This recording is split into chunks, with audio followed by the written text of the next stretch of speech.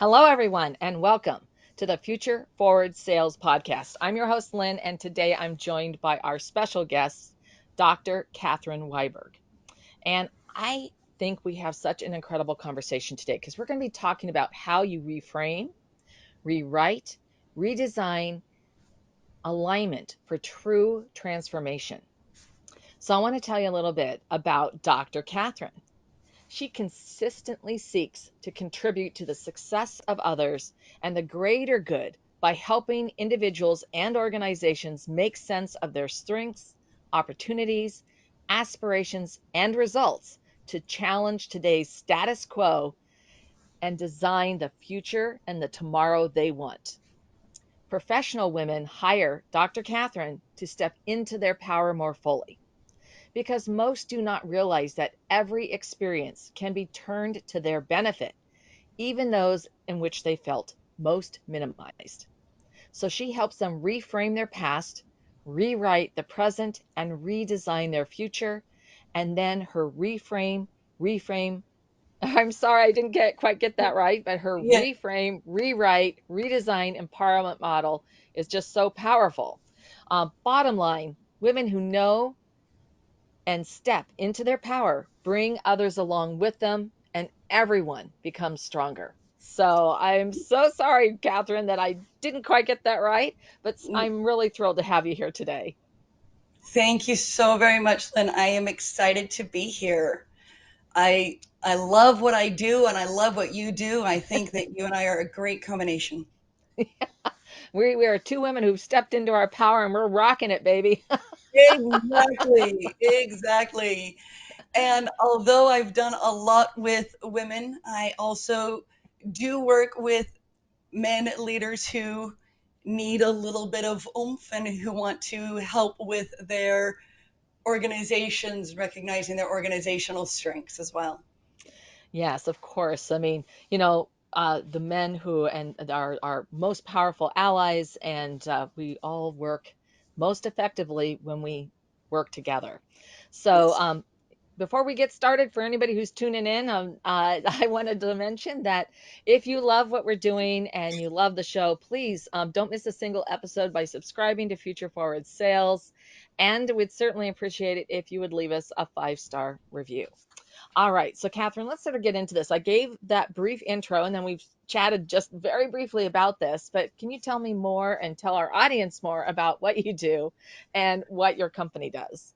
Thank you so very much, Lynn. I really appreciate the opportunity. I am the CEO of Profitable Alignment. I focus on employee engagement, women's empowerment, especially if you're thinking about diversity, equity, and inclusion groups. If you're looking at building your women leaders, I help a great deal with that. Leaders do hire me to increase employee retention and company profits because most are losing hundreds of thousands of dollars every year on resignations, recruitment, and training. So, as you mentioned, I help them to challenge their current status quo, design the tomorrow they want, and engage their current and future employees through the power of my reframe, rewrite, redesign model for organizational success. It is a similar model to the women's empowerment, and it's also for organizations. It's all about appreciative intelligence. Bottom line, revenue is based on human capital and the power of alignment. Yeah, I am all there with you. I agree so much. It's so profound. When you have people who love what they're doing and where they're at, they're so much more engaged. Their performance is so much higher, their morale, and they're bringing fresh ideas because they are all in. And Mhm. that is that creative boost as well and that diversity of thought. So, I mean, we just sort of you touched on the great resignation. I got to use the air quotes. I'm sorry, I just have No to do it. kidding.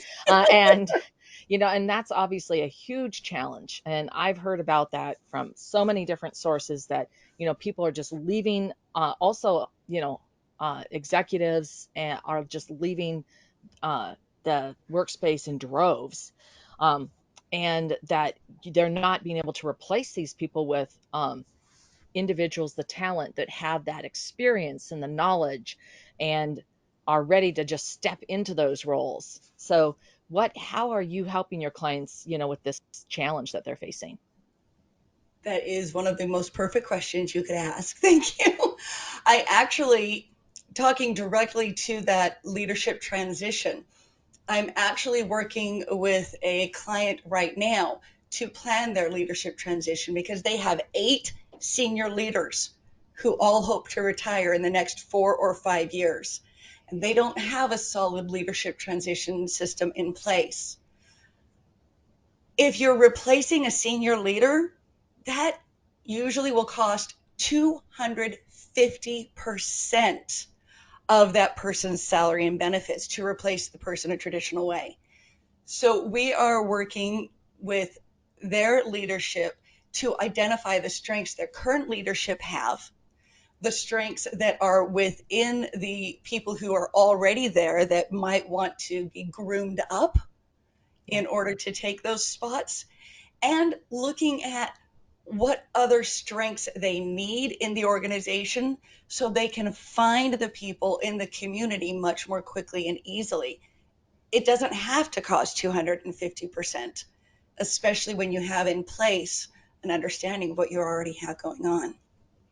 Yeah, and this issue has got to be more urgent than ever, especially when you're looking at, the tail of the boomers, that huge generation that's retiring, are getting close to those ages, and also have left the marketplace for other reasons to pursue their just like you and I are starting our own businesses, being entrepreneurs, doing other things, working for nonprofits. And, we've got the sandwich, I call them the sandwich generation in there, that's a much smaller cohort. And then, of course, the millennials are still coming up from behind. So, this issue is very urgent. And it's also urgent for the long term health and strategy of a company to make sure that they're creating that environment and culture Mhm. to just for straight retention of Yes. the millennials and then the Gen Zs right behind them. So that because that has been something that's also radically shifted. It used to be for the boomers that people would stay in a career at a company for a significant portion of their life or their career, and that's just not the case with the younger cohorts. So, how do you help with these types of issues? Thank you. That's absolutely beautiful what you said. You're talking about how culture affects everything. In fact, I know this comes later, but the giveaway the that I'm going to be giving to your audience today is all about recognizing culture. When you are able to recognize the culture in your organization, you are then able to make conscious choices of, do we want to change anything? Do we want to increase anything? What do we absolutely love? And when you look at employee engagement, as you so aptly mentioned, engaged employees decrease employee turnover by 18 to 43%. Yeah, I can And believe it. oh my goodness, and I got this from Gallup. So Gallup is a trusted research source. But an engaged employee also increases productivity by 14%. Yeah. And Again, I would absolutely sorry. I mean, it's all, yeah, it's just like so obvious, but yes, sorry, I'm interrupting you. no, you're fine. You're fine.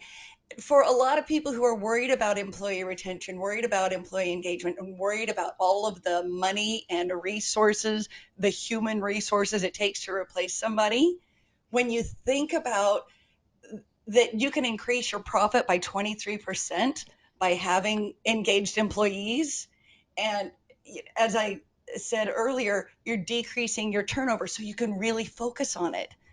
And I do get into the weeds a little bit with the clients. I teach them. I My clients love that I don't have everything as just a one size fits all. I do have a framework of Reframe, which is helping you understand what got you to today and all of the wonderful things that got you there, as well as the challenges, but what did you do about them? And then rewrite their present. So, okay, this is what got us here. Now, what do we have right now? And if today were perfect, what would it look like? And then redesigning the future. It's all based on strengths. Individual strengths become organizational strengths when those employees are engaged. And engaged employees increase profit because they increase sales, future forward sales, here we are, and they increase the connection between the company and the customers. Then people can't help but say wonderful things about you. Right. No, I mean, and I think that this challenge is costs your clients and businesses out there so many things, not just the lost profit from having to deal with the team member churn, right? And Right. that huge cost of recruiting, hiring, training.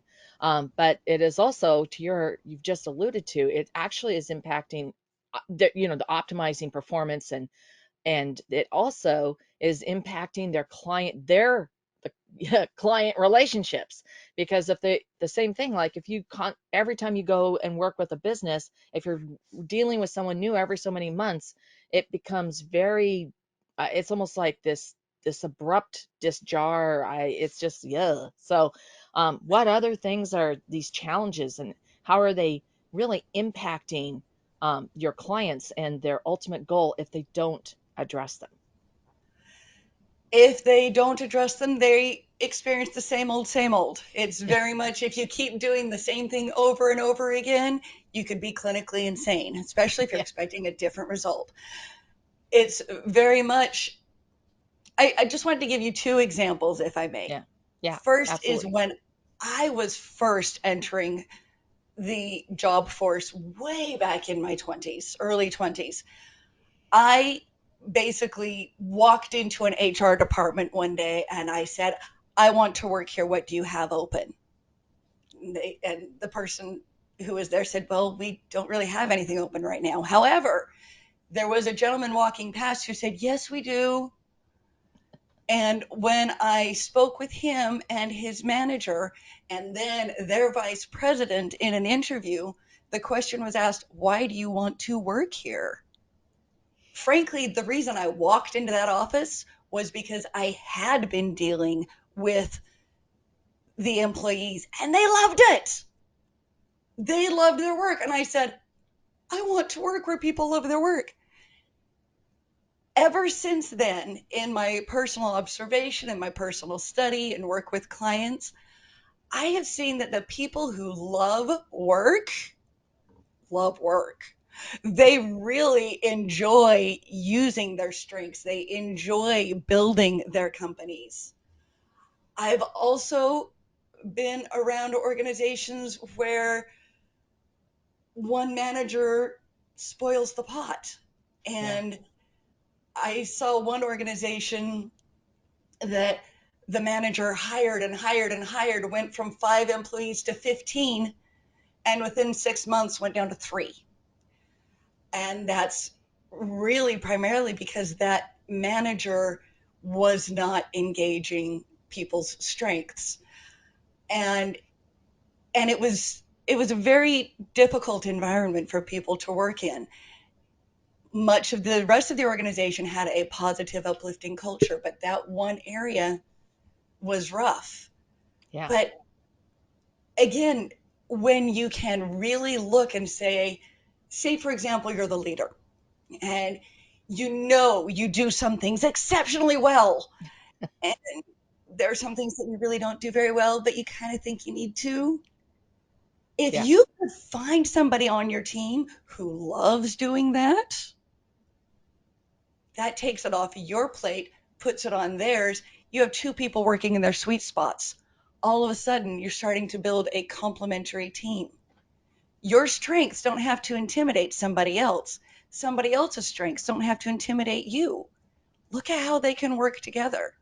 If you don't seize that opportunity, you can decrease your employee base from 5 times what it was down to one third or one fifth of what it was because people are not engaged and because the culture does not encourage it. That's what I work to help people overcome. Help them Yeah. recognize how you can use everybody's sweet spots. Yeah. Well, that I right there, that sounds like one of the hidden critical success factors that you deliver to your clients. What are some other hidden critical success factors? I mean, that will really make a significant impact and difference for their bottom line results. For their bottom line results, it's a matter of people coming to you because they hear all of the good things about your organization. An organizational culture is more than what happens behind the closed doors, behind the offices. It's what is understood and recognized out in the community, whether your community is small or global. Your culture is a combination of how your employees feel about going to work, how they portray the company, how the company is seen, and what opportunities are available. So, if you want to increase your bottom line, you want to have a culture that encourages people to grow, that encourages people to step into new leadership opportunities, that encourages people to learn new things, to recognize it's okay to ask questions, it's okay to fail if I'm failing forward, Yeah. and it's okay to say, I loved doing this 3 years ago. I'd like to maybe try that. Maybe I can find a different situation in this organization where I can try that and they can add to me. People will start coming to you saying, can I work for you? I have this kind of a track record. Customers will start coming and saying, oh, my friend works for you and looks forward to Monday. There must be something good you're doing. Tell me more. Whether it's a product or a service, if people are looking forward to Monday, not counting the hours to Friday from 8 a.m. on Monday, then then you are building something that can influence and impact your community in a way that one person alone cannot. You can create true synergy. Yeah. That's going to increase your bottom line. Yeah, I liked really one of the things that you said because it sounded to me like a typical blind spot, and that was failing forward. For both individuals and businesses, not being afraid to fail forward and not being afraid to try, or really being open and understanding that sometimes, uh, you know, it's almost like we need to fail forward so that we can figure it out and make it work. So Yes, why do you think that is typically a blind spot? And did I hit that one on the head? I think you totally hit it on the head. In our society, we have been taught so many times that failure is bad. One of my favorite quotes is Thomas Edison, a Yeah. conversation with Thomas Edison. You have failed 10,000 times. No, I have found 10,000 ways it doesn't work. And now he created the light bulb, he created a billion other things, it feels like. I'm sure we could look. And now we have people who have built on that. Now we have LED lights. If he had not chosen to find what didn't work, he would not have moved forward. Right. And everything that you are doing is getting people forward. And it really comes back to the reframe portion of the reframe, rewrite, redesign of my framework. It is reframing failure. Put it in a different picture frame. If it's Yeah. in a white picture frame, you're going to see different colors. You put it in a mahogany picture frame, different things are going to show up. That's exactly what reframing is. You're looking at something differently. So you can look at all of your failures and look at them and say, what did we learn? What did we like? What do we wish we had done? What made us better as a result? Yes, Yeah. it's a blind spot. It's so easy to say, you failed, you bad. It's much more fun to say, you failed, yay! What can we do better now? Yeah, well, you always have to look for that. You know, out of every failure, there are multiple things that you gain, and even when Yes. sometimes it's a really tough loss or what have you, but there are things that you can look at within that. And that resilience, I think, also is really critical for individuals, businesses, entrepreneurs for their success. Is that, and I always like to think of Captain Marvel, in those scenes in the movie where she picks herself off, she dusts herself off, whether she, you know, fell off the rope or she creamed out in the go kart, and she's, like off her chin, and she's like, okay, I'm ready. I know Mhm. what not to do now. That I gotta, you know. And so I think that's really an important piece of what you're doing here to reframe that and to look at it in a different Mhm. perspective. So, Exactly. you know, for everyone who's tuned in today, what is one essential action that they could take today, um, or this weekend, or but right away, that they could do to push themselves forward, to overcome either this challenge of failure, of how they perceive a failure, or how they need to step into their own power. What's that final golden nugget? One thing they could do, this needs to be done in a setting where you're not going to be interrupted. This is really important because you're going to really ponder. I love to challenge people to sit somewhere where they could write because writing by hand fires off different neurons in your brain. Right. Write down, stop and think about something, preferably not traumatic. You don't want to start with trauma. Think about something that was challenging, that you felt like you failed at. Really stop and think about it. As you think about what you've learned as a result. Who did you become as a result? For example, I once worked at the same organization under two different managers. One was this again, early 20s. One was a fantastic person and not the most amazing manager. Fantastic in this person's field, but struggled. However, the other person I worked with was a fantastic person and a fantastic manager. I think the second person had been taught a little bit more, and also it was a little bit more natural. But because I had both of those two, I've been able to look back and say, what could I do differently? What did I learn? Who did I become? And what do I want to do about it now? So think about the experience you've chosen and then start to write out, as a result of that experience, who have I become? Who Yeah. have I helped? What changed in the way I work? What changed in the way I live outside of work? As you do that, you start to see the strengths that you have gained. Strength also, but strengths, different character traits you've learned, different things you've built on. That's the beginning of your rewrite, your reframe. Then you can rewrite your present and say, oh, some of this pain doesn't have to be anymore. You can let go of that pain because you've found the new light.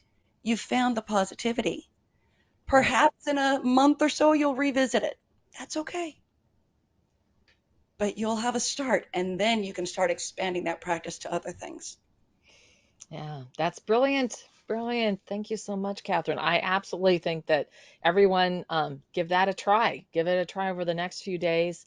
It's it will truly help you shift your paradigm, and it's going to move you forward.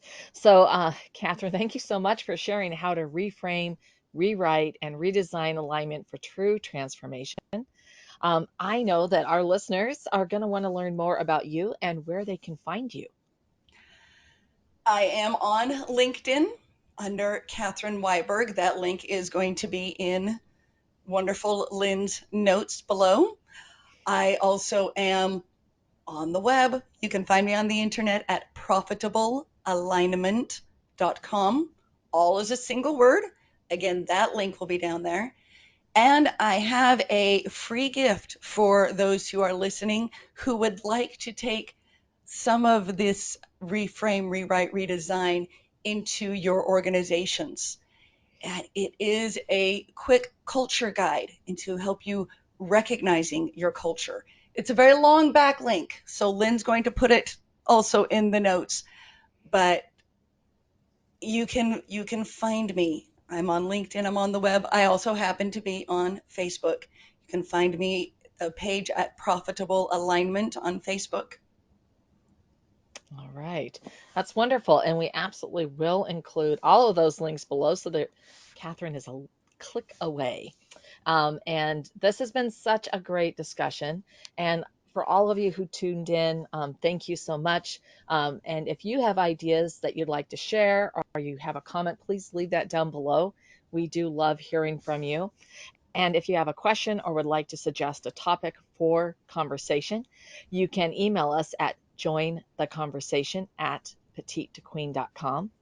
And of course, to stay current on all of our insightful advice, our breakthrough advantages, the incredible episodes like the one today with Dr. Catherine, you can sign up for our weekly wisdoms newsletter at petitetoqueen.com, and you won't miss a single episode. And thank you again for everyone who tuned in. And Dr. Catherine, thank you so much for being here today. This has been just really an incredible discussion. Thank you so much. This is wonderful.